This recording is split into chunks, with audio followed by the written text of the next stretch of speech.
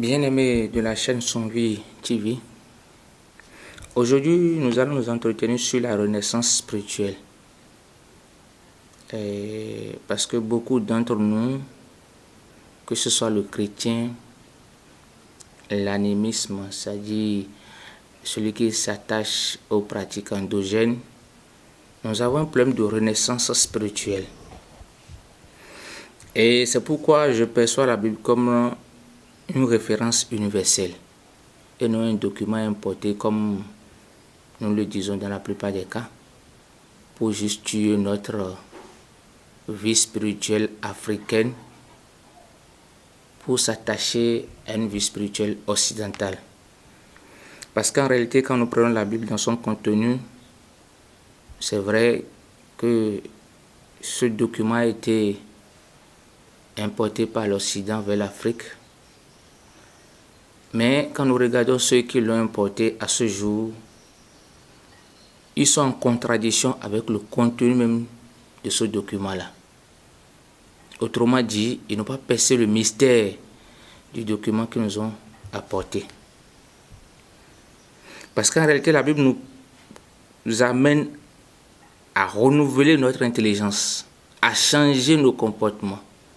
C'est ce que la Bible nous demande. Et cet aspect est propre à tout être humain sur la terre. C'est pourquoi Jésus-Christ, dans son ministère, a été étonné par Nicodème, qui est un grand docteur de la loi. Ceux que nous pouvons considérer comme des constitutionnalistes en Israël à l'époque. Des gens à qui la plupart font recours en cas de besoin d'appréciation d'une situation donnée du point de vue juridique. Il allait voir Jésus-Christ pour s'étonner un peu de ce que Jésus faisait. Et il lui demande, mais comment est-ce qu'il arrive à enseigner ces choses? Lui qui n'a pas eu de grand diplôme. Comment est-ce qu'il arrive à comprendre ces choses? Parce qu'il sent ce que Jésus dit comme des vérités à appliquer. Et c'est là où Jésus lui a dit qu'il faut qu'il naisse de nouveau avant de pouvoir comprendre ces choses-là. Et nous sommes dans cette situation aujourd'hui dans notre monde. Parce que quand je prends un père qui maudit son enfant, une mère qui maudit son enfant, ou un mari qui maudit sa femme, ou une femme qui maudit régulièrement son mari, nous sommes encore dans la léthargie. Nous sommes toujours sombrés dans nos illusions. Parce qu'en réalité, un père ne peut pas se lever et maudire son enfant. Ni la mère, ni le mari contre son mari. C'est perdre la raison. Et donc Jésus-Christ, en revenant sur ces questions-là, va rappeler la nécessité pour nous de penser du bien et de nous vouloir du bien. C'est ce qu'il va appeler la renaissance spirituelle. Et c'est pourquoi vous allez voir dans Jean 3, du verset 3 au verset 10, il disait ceci à Nicodème. Nicodème lui dit, comment un homme peut-il naître quand il est vieux? Peut-il rentrer dans le sein de sa mère et naître? Et Jésus lui répondit, en vérité, je ne le dis, si un homme ne naît d'eau et d'esprit, il ne peut entrer dans le royaume des cieux. Ce qui est né de la chair est chair, et ce qui est né de l'esprit est esprit. Ne t'étonne pas que je t'ai dit, il faut que vous naissiez de nouveau. Et au verset 10, qu'est-ce que Jésus a dit? Tu es le docteur d'Israël et tu ne sais pas ces choses. La plupart du temps, nous montrons très éloquents, plus intelligents même que la loi. Mais en réalité, nous oublions ce qui est essentiel. Donc, pour un parent qui se lève et qui maudit son enfant, ou il y a des familles où vous rentrez dans ces familles, ils vont vous dire que depuis la base, ces familles étaient violentes. Pour des questions sans importance, c'est des bagarres qui sont nées. Et dès que le sang ne coule pas, c'est qu'ils ne viennent pas de ces familles-là. Maintenant, qu'est-ce que ces familles ont laissé comme héritage dans la société? Si ce n'est pas diviser davantage ces familles-là, si ce n'est pas s'éloigner davantage de la société, quel bénéfice les enfants de sa famille pourront tirer quand ils rentrent dans les autres sociétés? C'est ça la question. Est-ce que nous avons changé? Donc, le temps où nous passons, où nous nous réservons sur des questions inutiles, à maudire, à dire de n'importe quoi, à médire contre les uns les autres, Ce temps doit être révolu dans notre vie spirituelle à partir du moment où nous voulons vraiment un changement. Un père qui a son fétiche et qui se sert de son fétiche pour détruire la vie de son fils, juste parce qu'il a demandé quelque chose à son enfant et l'enfant a refusé, ce père n'est pas dans une renaissance spirituelle. Et donc la renaissance spirituelle est très importante dans la vie de tout être humain. Quiconque n'arrive pas à opérer ce changement en lui s'éloigne en réalité de sa vie spirituelle. Il n'est pas dans la lumière de Dieu, il n'est pas attaché à la volonté de Dieu et également, comme nous pouvons le dire, à la loi de la nature. Et donc c'est pourquoi Jésus-Christ dans Matthieu 5 à partir du verset 38, il va dire que nous avons appris œil pour œil, dent pour dent, mais lui nous demande de pardonner. De pardonner, c'est ce qu'il a demandé. Nous n'avons plus le droit de continuer par espérer qu'il faut maudire parce que quelqu'un nous maudit. Jésus-Christ, dans son développement, toujours dans la même logique de la renaissance spirituelle, a demandé de ne plus chercher à nous venger. Parce que l'Ancien Testament, la loi de Moïse nous disait œil pour œil, dent pour dent. Et Jésus-Christ, dans ce développement, va dire, au niveau de Matthieu 5, à partir du verset 38, vous avez appris qu'il a été dit œil pour œil, dent pour dent. Mais moi, je vous dis de ne pas résister aux méchants. Si quelqu'un te frappe sur la joue droite, présente-lui l'autre. Cela voudrait dire quoi? Il peut arriver dans des cas où tu as raison. Mais lorsque tu dois accepter avoir tort pour qu'il y ait la paix, de ne pas rejeter ce principe-là. Et c'est ce que nous ne voulons pas entendre dans la société parce que chacun veut se venger. Lorsque, par exemple, un enfant désobéit à son père, le père est prêt à le maudire. Lorsque, par exemple, dans les enfants, il y a un qui a évolué plus que l'autre, on considère celui qui a évolué, même si c'est peut-être le Benjamin ou bien le moins âgé parmi les enfants, on considère cet enfant-là plus que même l'aîné. Et ça déséquilibre l'ambiance de la famille. On a vu dans des cas où, pour cette question-là, un des enfants s'est levé et a commencé par pourchasser la vie spirituelle de l'autre parce que l'autre a plus de moyens, plus considéré dans la maison. Et donc le père qui fait ça, les parents qui occasionnent de telles situations ne sont pas dans la renaissance spirituelle. Et on a vu comment ces comportements ont pu diviser des familles. Donc nous devons changer de comportement. C'est le plus important. Qu'on soit féticheur ou non, qu'on soit chrétien ou non, on doit changer de comportement. Travailler davantage à consolider nos familles, à consolider notre vie spirituelle, à donner de la lumière autour de nous. Parce que lorsque nous avons des capacités de nuisance, c'est très mauvais de l'exploiter. Parce que nous divisons les familles. Même à l'église, le problème se pose dans les églises, où il y a même des pasteurs qui se présentent comme des élus de Dieu et qui prient même contre leurs fidèles parce que leur fidèle leur a tenu tête pour des situations qui n'ont pas de sens. Le pasteur prie contre son fidèle et attend que quelque chose de mal lui arrive pour qu'il revienne s'humilier devant lui.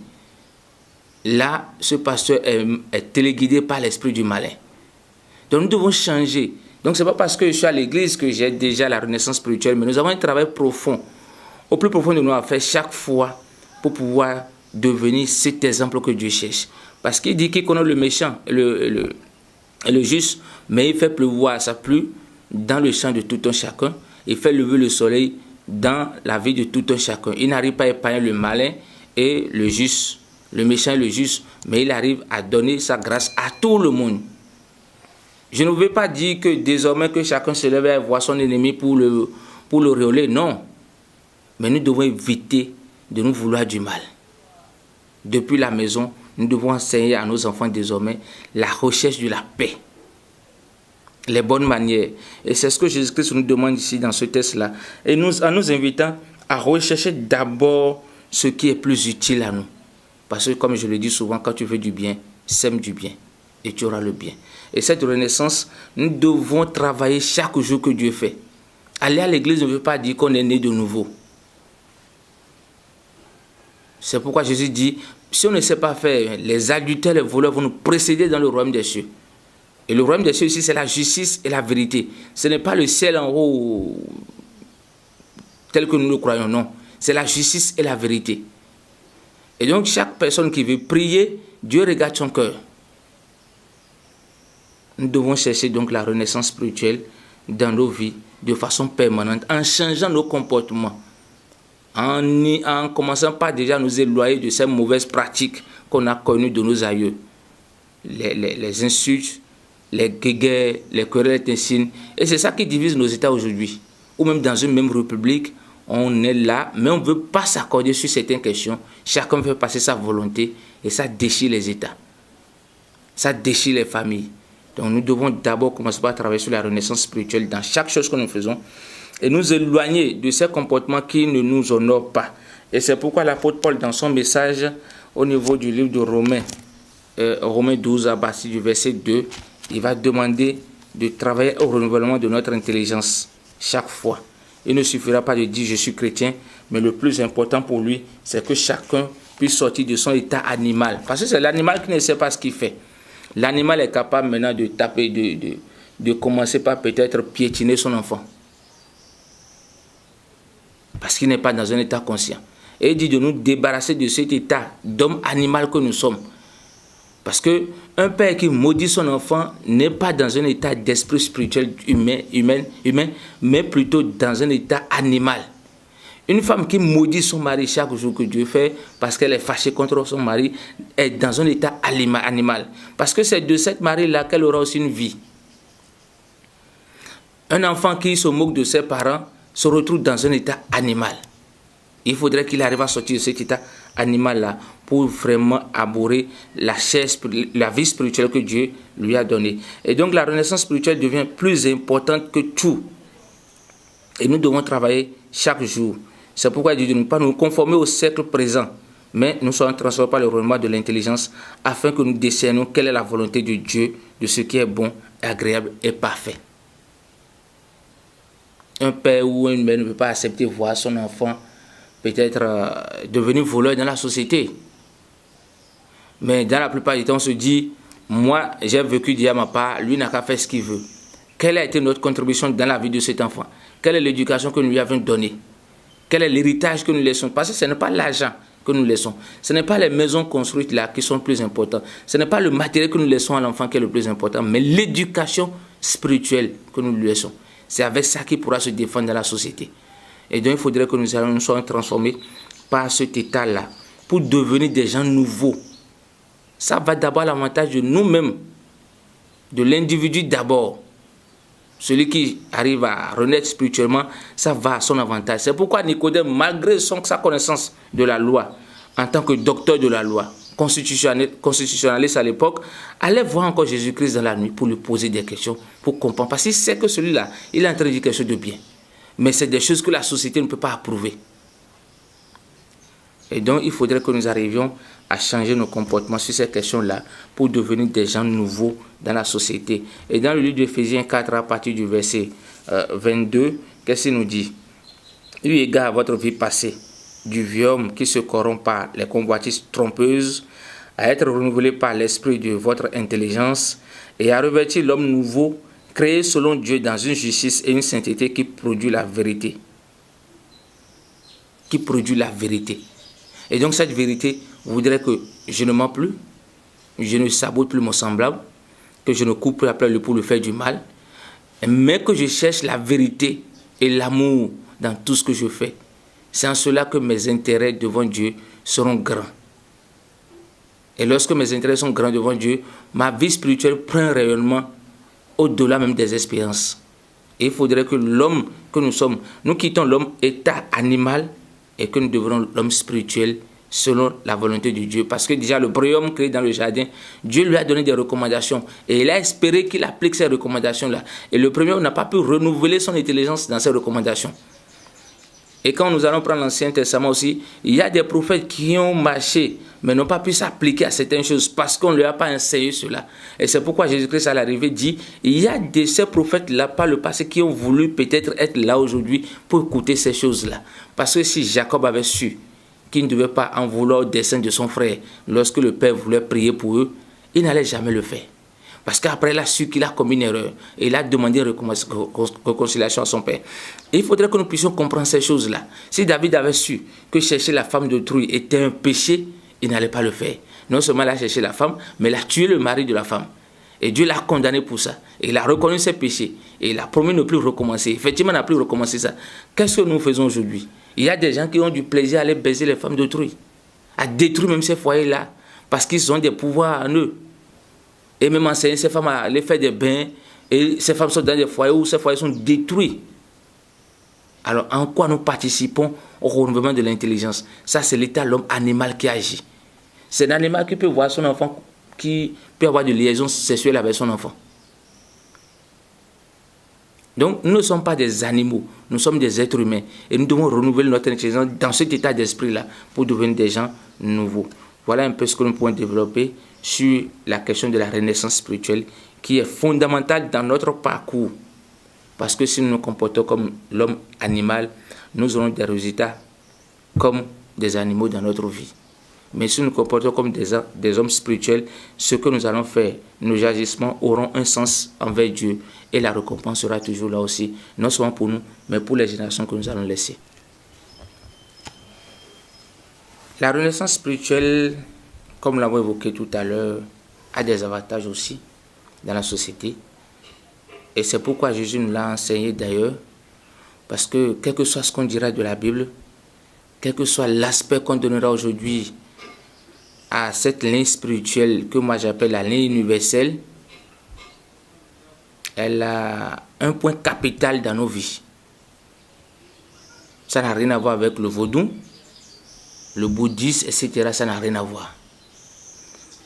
Et tout enseignement développé qui n'appelle pas une renaissance ne participe pas au développement de l'être humain, mais à sa destruction.